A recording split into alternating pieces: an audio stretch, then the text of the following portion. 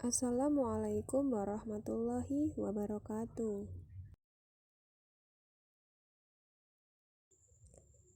Selamat pagi semuanya. Perkenalkan, nama saya Ayu Fitriani dengan NPM 201821500236. Saya dari kelas R6D, Program Studi Pendidikan Bahasa Indonesia, Fakultas Bahasa dan Seni, Universitas Indraprasta PGRI. Sebelumnya, yang terhormat kepada Ibu Ridowati, Esos MAB, selaku dosen pengampu mata kuliah metode penelitian, dan teman-teman yang sudah menonton video saya. Di sini saya akan menjelaskan penelitian saya yang berjudul Penerapan Metode Partisipatori dalam Meningkatkan Minat Membaca Siswa Kelas 7 SMP Muhammadiyah 1 Wajepara.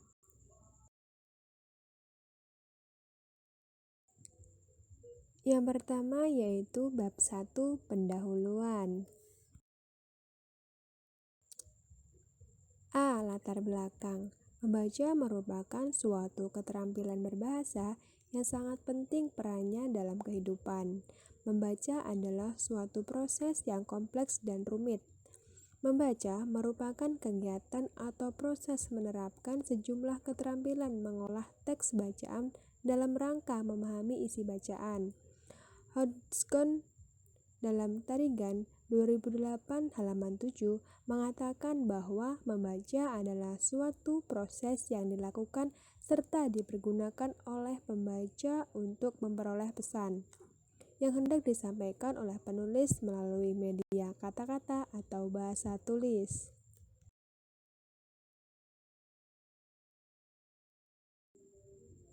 Tarigan dalam Dalaman 2017 menyatakan bahwa minat membaca merupakan kemampuan seseorang berkomunikasi dengan diri sendiri untuk menangkap makna yang terkandung dalam tulisan sehingga memberikan pengalaman emosi akibat dari bentuk perhatian yang mendalam terhadap makna bacaan.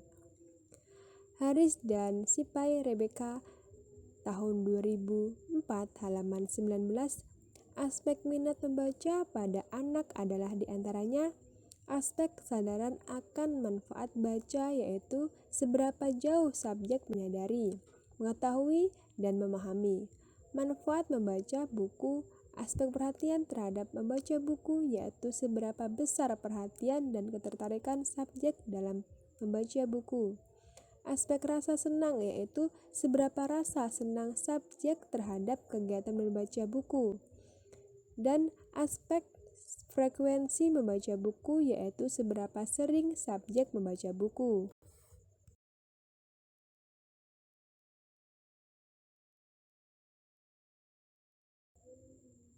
Seorang guru sebelum masuk kelas untuk memberikan materi pembelajaran haruslah ada persiapan.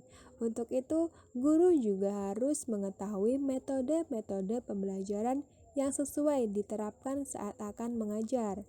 Seperti dalam hal meningkatkan minat membaca siswa, metode pembelajaran dapat diartikan cara atau pola yang khas dalam memanfaatkan berbagai prinsip dasar pendidikan serta berbagai teknik dan sumber daya terkait lainnya agar terjadi proses pembelajaran pada diri peserta didik dalam Ginting 2014 halaman 42.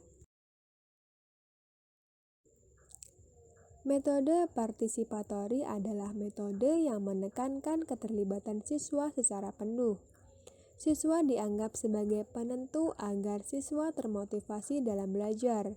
Siswa didudukan sebagai subjek belajar. Dengan berpartisipasi aktif, siswa juga dapat meningkatkan hasil belajar, sedangkan guru hanya bersifat sebagai pemandu atau fasilitator dan juga memfasilitasi siswanya dalam pembelajaran. Sementara siswa belajar secara aktif dengan fasilitas dan arahan yang diberikan oleh guru. Adapun tujuan penelitian eksperimen ini untuk membuktikan penerapan penggunaan metode partisipatori pembelajaran meningkatkan minat membaca siswa kelas 7 SMP Muhammadiyah 1 Wajepara. saat ini meningkatkan membaca tanpa kebiasaan membaca, maka akan sulit untuk menguasai ilmu pengetahuan yang semuanya berada dalam buku-buku.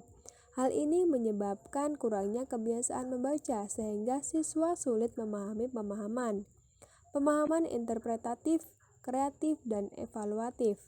Berdasarkan dari latar belakang tersebut, penulis tertarik untuk melakukan penelitian dengan mengangkat judul penerapan metode partisipatori dalam meningkatkan minat membaca siswa kelas 7 SMP Muhammadiyah 1 Jepara.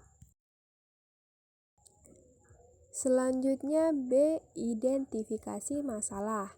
Berdasarkan latar belakang, penulis mengidentifikasi beberapa masalah sebagai berikut. 1. Apakah minat membaca siswa kelas 7 SMP Muhammadiyah 1 Jepara tergolong rendah? 2. Apakah pembelajaran yang digunakan guru kepada siswa kelas 7 SMP Muhammadiyah 1 Jepara selama ini mampu meningkatkan minat membaca siswa? Yang ketiga, apakah dalam penggunaan metode partisipatori dapat meningkatkan minat membaca siswa kelas 7 SMP Muhammadiyah 1 Jepara? Keempat, apakah ada perbedaan minat membaca siswa yang menggunakan metode partisipatori dengan pembelajaran yang tidak menggunakan metode tersebut di SMP Muhammadiyah 1 Jepara? Kelima, apakah ada pengaruh terhadap penerapan metode partisipatori pada pembelajaran bahasa Indonesia terhadap minat membaca siswa kelas 7 SMP Muhammadiyah 1 Jepara? Selanjutnya C. Batasan masalah. Berdasarkan identifikasi masalah dapat diungkapkan bahwa topik penelitian ini mempunyai permasalahan yang luas sehingga perlu adanya batasan agar permasalahan yang diteliti dan fokus. Permasalahan yang akan diungkapkan dalam penelitian ini adalah pengaruh terhadap penerapan metode partisipatori pada pembelajaran bahasa Indonesia terhadap minat membaca siswa kelas 7 SMP Muhammadiyah 1 Jepara. Selanjutnya D. Rumusan masalah. Berdasarkan batasan masalah di atas, penelitian ini dirumuskan dalam bentuk pertanyaan, yaitu apakah ada pengaruh terhadap penerapan metode partisipatori pada mata pelajaran bahasa Indonesia terhadap minat membaca siswa kelas 7 SMP Muhammadiyah 1 Jepara.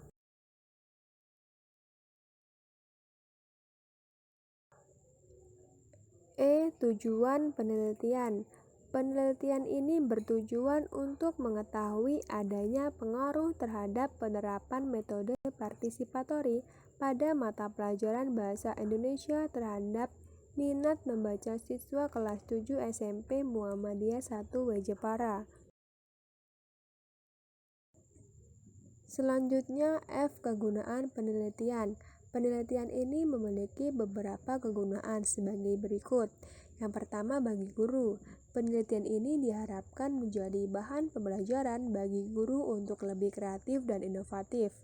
Selain itu, hasil penelitian ini diharapkan menjadi umpan balik bagi guru dalam menyusun bahan pembelajaran yang lebih variatif dan diharapkan dapat bermanfaat untuk menyempurnakan pengajaran bahasa Indonesia di sekolah.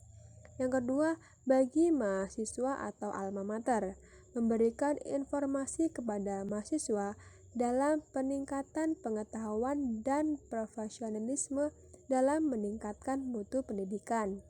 Dan ketiga, bagi peneliti, dengan dilakukannya penelitian ini, peneliti dapat mengetahui suatu metode pembelajaran untuk pembelajaran bahasa Indonesia yang dapat dikembangkan sebagai alternatif pengembangan pembelajaran yang bertujuan untuk mencapai tujuan pembelajaran yang diharapkan. Selanjutnya G. Sistematika penulisan. Bab 1. Pendahuluan. A. Latar belakang. B. Identifikasi masalah. C. Batasan masalah. D. Rumusan masalah. E. Tujuan masalah. F. Kegunaan masalah. G. Sistematika penulisan. Bab 2. Landasan teori, kerangka berpikir, dan hipotesis. A. Landasan teori. B. Penelitian yang relatif. C. Kerangka berpikir. D. Hipotesis penelitian. Bab 3. Metode penelitian. A. Waktu dan tempat penelitian. B. Desain penelitian. C. Populasi dan sampel. D. Metode pengumpulan data. E. Instrumen penelitian. F. Teknik analisis data. Bab 4. Hasil penelitian dan pembahasan.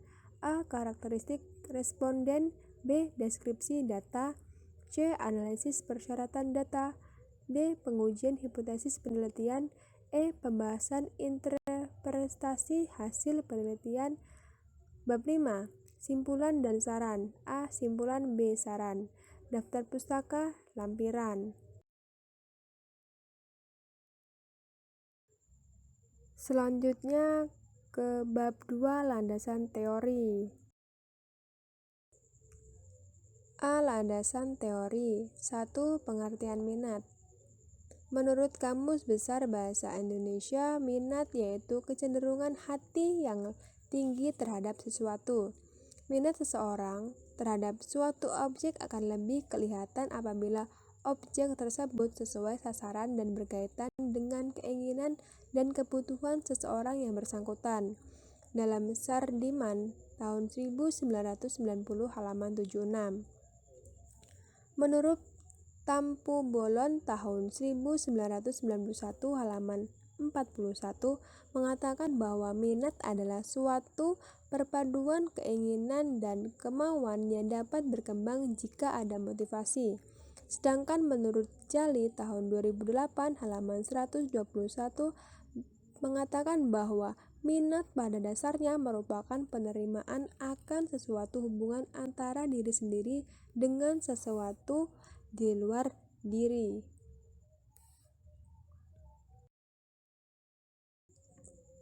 A. Pentingnya minat. Elizabeth B. Horrocks tahun 1993 halaman 214 mengatakan bahwa pada semua usia, minat memainkan peran yang sangat penting dalam kehidupan seseorang dan mempunyai dampak yang besar atas perilaku dan sikap, terutama selama masa kanak-kanak. Karena jenis pribadi anak sebagian besar ditentukan oleh minat yang dikembangkan selama masa anak-anak.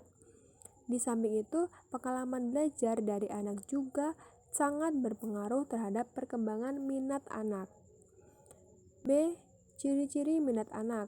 Elizabeth B. Horlock tahun 1993 halaman 117 mengatakan bahwa ciri-ciri minat yaitu 1. Minat tumbuh bersamaan dengan perkembangan fisik dan mental. Minat di semua bidang berubah selama menjadi perubahan fisik dan mental. 2. Minat bergantung pada kesiapan belajar. Ketiga, minat bergantung pada kesempatan belajar. Keempat, perkembangan minat mungkin terbatas. 5. Minat dipengaruhi pengaruh budaya. 6. Minat berbobot emosional. Dan 7. Minat itu egosentris. Selanjutnya, C. Faktor-faktor yang mempengaruhi minat. Menurut Siti Rahayu Haditomo tahun 1998 halaman 189 menjelaskan bahwa ada 2 faktor yang mempengaruhi minat seseorang, yaitu pertama faktor dari dalam atau intrinsik, yaitu sifat pembawaan, dan kedua faktor dari luar atau ekstrinsik, diantaranya keluarga, sekolah, dan masyarakat sekitar. Minat yang terjadi dalam individu dipengaruhi 2 faktor yang menentukan, yaitu faktor keinginan dari dalam dan faktor keinginan dari luar. Minat dari dalam terdiri dari tertarik atau rasa senang pada kegiatan, perhatian terhadap sesuatu kegiatan, dan adanya aktivitas atau tindakan akibat rasa senang maupun perhatian. D. Fungsi minat. Minat merupakan salah satu faktor yang mempengaruhi usaha yang dilakukan seseorang. Minat yang kuat akan menimbulkan usaha yang gigih, serius, dan tidak mudah putus asa dalam menghadapi tantangan. Elizabeth B. Harlock dalam Abdul Wahid tahun 1998 halaman 109-110 mengemukakan fungsi minat bagi kehidupan anak seperti berikut. 1. Minat memengaruhi bentuk intensitas cita-cita. 2. Minat sebagai tenaga pendorong yang kuat. 3. Prestasi selalu dipengaruhi oleh jenis dan intensitas.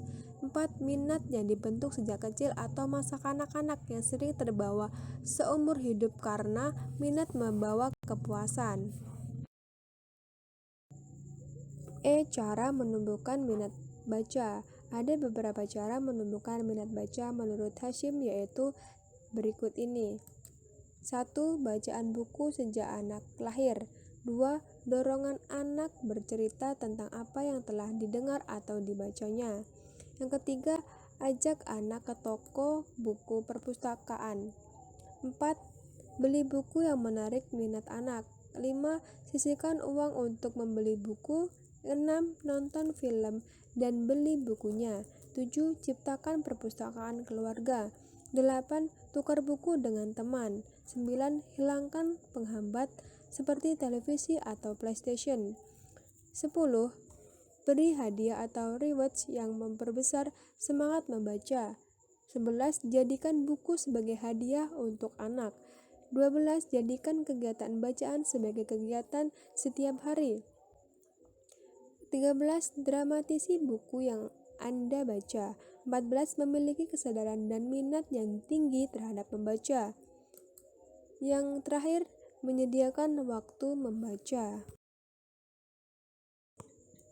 Selanjutnya, 2. Pengertian membaca. Membaca adalah usaha memahami bacaan sebaik-baiknya. Jika teks yang dilafalkan, maka pembelajaran jelas dan fasih, sehingga komunikatif dengan pendengar, dan juga ditandai oleh suatu pemahaman teks. Menurut Sudarso tahun 2010, halaman 4, membaca adalah aktivitas yang kompleks dengan mengarahkan sejumlah besar tindakan yang terpisah-pisah. Membaca sebagai kegiatan yang meliputi pengenalan lambang-lambang tertulis atau lambang-lambang bunyi. Demikianlah makna itu akan berubah karena setiap membaca memiliki pengalaman yang berbeda-beda yang digunakan sebagai alat untuk menginterpretasikan kata-kata tersebut menurut Harja Sujana dalam Sunendar tahun 2008 halaman 32-35. Tujuan membaca. Menurut Sudarnoto Abdul Hakim 2017 halaman 2015, tujuan membaca merupakan usaha untuk mengetahui sesuatu yang diketahui yang tersimpan dalam suatu sarana bacaan. Membaca hendaknya mempunyai tujuan, karena seseorang yang membaca dengan suatu tujuan cenderung lebih memahami dibandingkan dengan orang yang tidak mempunyai tujuan. Nur Hadi tahun 1989 halaman 11 berpendapat bahwa tujuan membaca adalah sebagai berikut. 1. Memahami secara detail dan menyeluruh isi buku. 2. Menangkap ide pokok atau gagasan utama buku secara tepat atau dalam waktu terbatas. 3. Mendapatkan informasi tentang sesuatu, misalnya kebudayaan suku Indian. 4. Mengenali makna kata-kata atau istilah sulit. 5. Ingin mengetahui peristiwa yang penting terjadi di seluruh dunia. 6. Ingin mengetahui peristiwa penting yang terjadi di masyarakat sekitar. 7. Ingin memperoleh nikmatan dari karya fiksi. Dan terakhir, ingin memperoleh informasi tentang lowongan pekerjaan.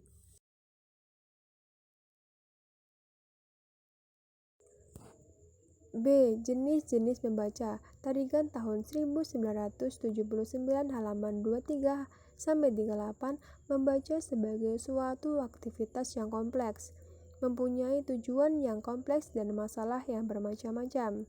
Membaca teliti yaitu membaca yang penekanannya diarahkan pada keterampilan memahami dan menguasai isi bacaan. Membaca pemahaman yaitu membaca yang penekanannya diarahkan pada keterampilan memahami dan menguasai isi bacaan. Membaca ide yaitu membaca dengan maksud mencari, memperoleh, serta memanfaatkan ide-ide yang terdapat pada bacaan. Membaca kritis yaitu membaca yang dilakukan secara bijaksana, penuh tegang hati, mendalam, evaluatif, serta analitis, bukan hanya mencari kesalahan. Terakhir, membaca telaah bahasa. C. Manfaat membaca. Mark Twain menjelaskan banyak manfaat membaca. Dengan membaca buku bermutu, seseorang memiliki keunggulan komparatif dibanding dengan yang tidak membaca. Selain itu, dengan membaca, orang lebih terbuka cakrawala pemikirannya. Brand DKK dalam Farida Rahim 2005 halaman 1 mengemukakan bahwa kemampuan membaca merupakan suatu yang vital dalam suatu masyarakat terpelajar. Namun, anak-anak yang tidak memahami pentingnya belajar membaca tidak akan termotivasi untuk belajar. Belajar membaca merupakan usaha yang terus-menerus, dan anak-anak yang melihat tingginya nilai membaca dalam kegiatan pribadinya akan lebih giat belajar dibanding dengan anak-anak yang tidak menemukan keuntungan dari kegiatan membaca. Selanjutnya, 3 pengertian metode partisipatori. Metode partisipatori merupakan metode pembelajaran yang lebih menekankan keterlibatan siswa secara penuh. Menurut Sujana, pembelajaran partisipatori yakni upaya pendidik untuk mengikut sertakan peserta didik dalam kegiatan pembelajaran. Menurut Setianto, tahun 2014 halaman 128 sampai 129, metode partisipatori atau partisipatif menempatkan murid sebagai sentral pembelajaran. Siswa diberikan kesempatan luas untuk mencari informasi secara mandiri, menemukan fakta, serta memecahkan persoalan yang menjadi kajian dalam suatu topik pembelajaran. Dalam metode partisipatori, siswa aktif, dinamis, dan berlaku sebagai subjek. Namun, bukan berarti guru harus pasif, tetapi guru juga aktif dalam memfasilitasi belajar siswa dengan suara, gambar, tulisan dinding, dan sebagainya. Guru berperan sebagai pemandu yang penuh dengan motivasi, pandai, berperan sebagai moderator, dan kreatif. Menurut Arini dalam Hilda tahun 2014. A. Karakteristik pembelajaran partisipatori. Kegiatan pembelajaran partisipatori memiliki ciri-ciri pokok yang meliputi: 1. Guru menempatkan diri pada posisi yang tidak serba mengetahui terhadap semua bahan belajar. 2. Guru memainkan peranan membantu siswa belajar dalam melakukan kegiatan belajar. 3. Guru memotivasi siswa belajar agar berpartisipasi dalam perencanaan, pelaksanaan, dan dalam mengevaluasi program pembelajaran yang dijalaninya. 4. Guru bersama siswa belajar melakukan kegiatan saling membelajarkan dalam bentuk bertukar pikiran mengenai isi, proses, dan hasil belajar serta pengembangannya. 5. Guru mengembangkan kegiatan belajar kelompok. 6. Guru mendorong siswa belajar untuk meningkatkan semangat berprestasi, semangat berkompetisi, menghadapi tantangan yang berorientasi pada perbaikan kehidupan yang lebih baik. Selanjutnya, B. Ciri-ciri metode partisipatori. Suryanto tahun 2009 halaman 45 menjelaskan bahwa metode pendidikan partisipatori mempunyai ciri-ciri pokok sebagai berikut. 1. Belajar dari realitas atau pengalaman. 2. Tidak mengguguri. 3. Dialogis. Semua metode tersebut tentunya memperhatikan tujuan yang akan dicapai, bentuk pendidikannya, proses yang akan dilakukan, materi yang akan disajikan, media atau sarana yang akan disiapkan, dan peran fasilitator atau pemandu. C. Langkah-langkah penerapan metode partisipatori. Pembelajaran partisipatori dapat dikembangkan dengan prosedur sebagai berikut. 1. Menciptakan sesuatu yang mendorong siswa siap belajar.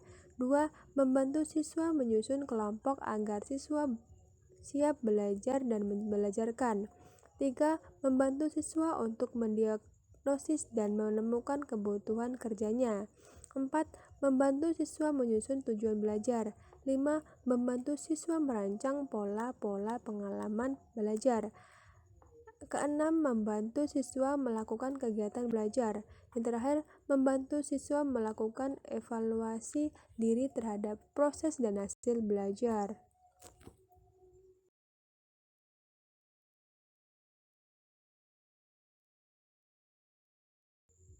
Sekian isi dari penelitian pendidikan bahasa saya yang berjudul Penerapan Metode Partisipatori dalam Meningkatkan Minat Membaca Siswa Kelas 7 SMP Muhammadiyah 1 Wajepara.